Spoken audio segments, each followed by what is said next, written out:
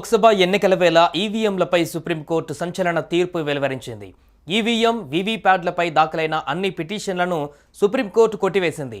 ఈవీఎంలలోని ఓట్లతో వీవీప్యాట్ స్లిప్లను సరిపోల్చాలన్న పిటిషన్లపై విచారణ జరిపిన ద్విసభ్య ధర్మాసనం తీర్పును పెండింగ్లో పెట్టింది. అయితే శుక్రవారం ఆ పిటిషన్లను కొట్టివేస్తున్నట్లు తీర్పిచ్చింది.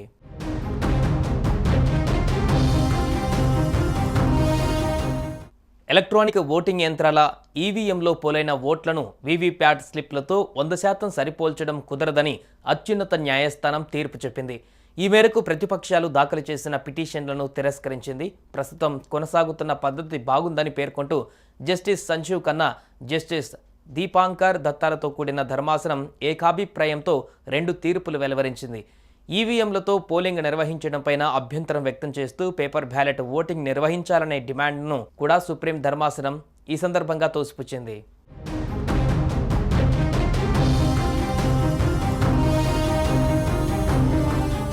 ప్రతిపక్షాలు సహా పలువురు దాఖలు చేసిన పిటిషన్లపైన సుప్రీంకోర్టు విస్తృతంగా విచారణ జరిపింది.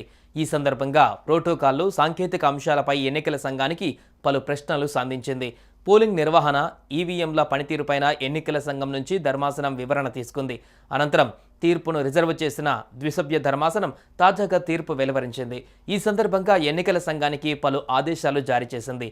ఈవీఎంలో సింబల్ లోడింగ్ ప్రక్రియ పూర్తయిన తర్వాత ఆ యూనిట్ను సీల్ చేయాలని తెలిపింది. దాన్ని కనీసం 45 రోజుల పాటు భద్రపరచాలని సూచించింది. ఫలితాల ప్రకటన తర్వాత అభ్యర్థులు 7 రోజులలోపు తమ అభ్యంతరాలను తెలియజేయాలని పేర్కొంది.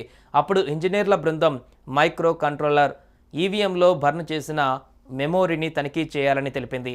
ఈ వెరిఫికేషన్కు అయ్యే ఖర్చులను అభ్యంతరాలు లేవనెత్తినటువంటి అభ్యర్థులే భరించాలని వెల్లడించింది. ఒకవేళ ఈవీఎం ట్యాంపర్ అయినట్లు తేలితే ఖర్చులు తిరిగి ఇవ్వాలని సూచించింది.